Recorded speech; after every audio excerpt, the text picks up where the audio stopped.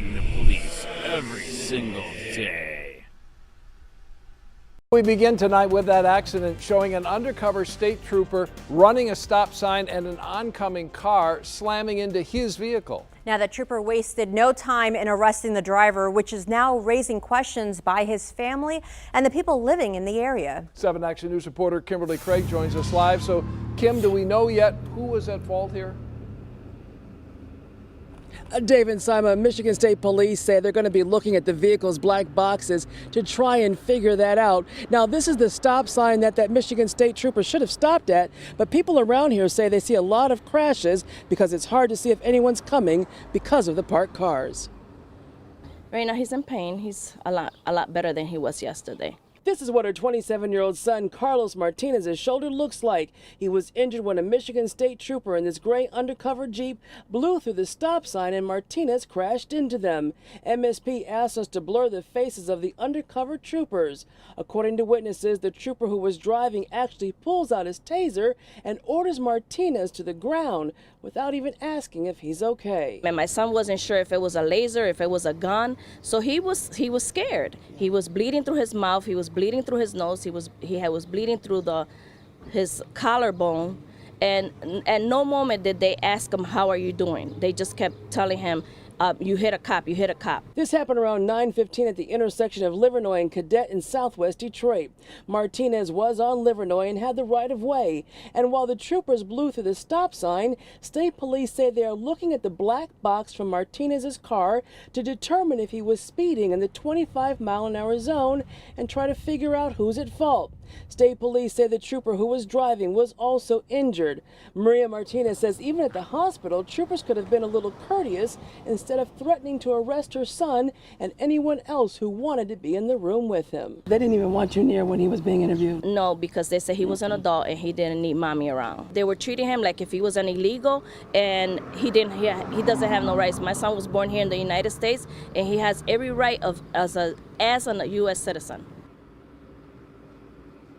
And Michigan State Police say they will be handling this investigation. We will certainly keep you updated. Reporting live in southwest Detroit, Kimberly Craig, 7 Action News. Watch. Undercover cops run stop sign causing a crash, assault, and arrest innocent victim. Detroit MI. When police officers break the law and hurt innocent people, it is often standard procedure for them to go on the offensive and begin blaming the victims. This is often backed up by media coverage and the public propagandized by initial statements and reactions before any actual investigation is conducted. Even when these incidents are captured on video, clearly showing the innocent injured party, police will go to extreme lengths to refuse to take responsibility for their actions. As the following video illustrates, they will even arrest innocent people, despite clearly being in the wrong. Carlos Martinez was driving home Wednesday night around 9:15 p.m., when 2 undercover Michigan State troopers in an unmarked SUV plowed through a stop sign. Martinez did not have a stop sign and was lawfully continuing through the intersection when the 2 cars collided. When Martinez's red Honda collided with the unmarked Jeep, the Jeep spun out and the impact injured Martinez. Despite the fact that they had just run a stop sign, and despite the fact that their negligence and unlawful behavior just injured an innocent man, the 2 troopers jumped out of the car and pointed weapons at Martinez, ordering him to get down on the ground. Not knowing what was happening, Martinez complied. That's when the troopers moved in to handcuff and arrest him. He had done absolutely nothing wrong. They were treating him like he was an illegal, said Maria Martinez, Carlos' mother. The cops couldn't have cared less about the fact that Martinez was injured when they ordered him to the ground. They never even asked him. Instead, because they messed up, they immediately began treating their victim like a criminal. My son wasn't sure if it was a taser or a gun, so he was scared, Martinez said, who also told 7 Action News that troopers were rude and even tried to steer them away from the scene of the crash when they went to check on their son.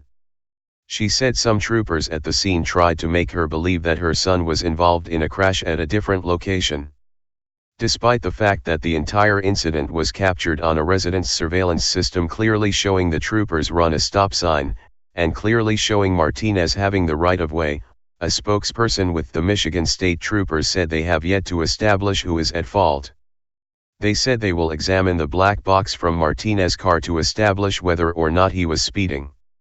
Luckily for Martinez, he was not killed, as police crashes often turn out deadly for those involved.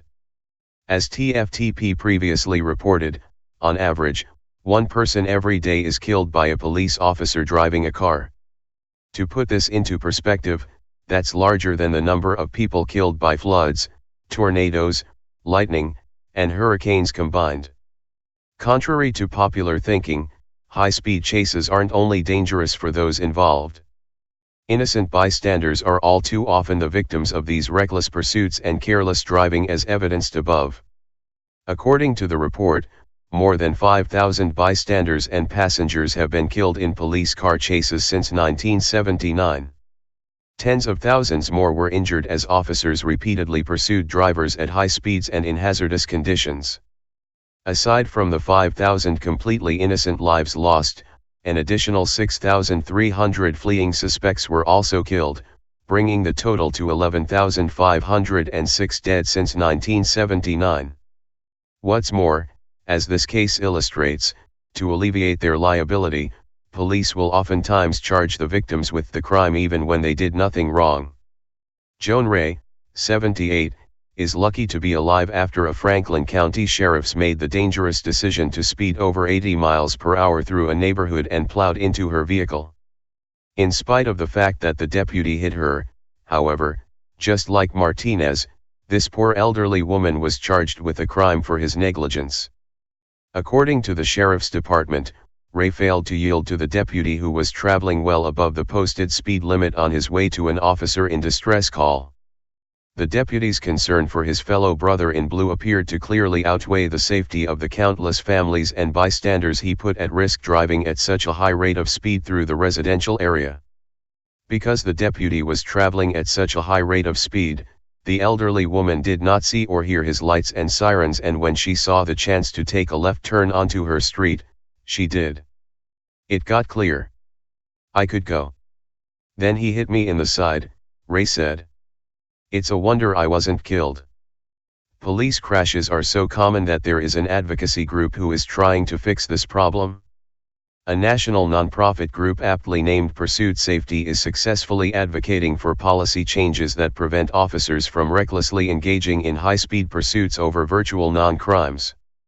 The market is also responding to the crisis and has brought forth the Star Chase system.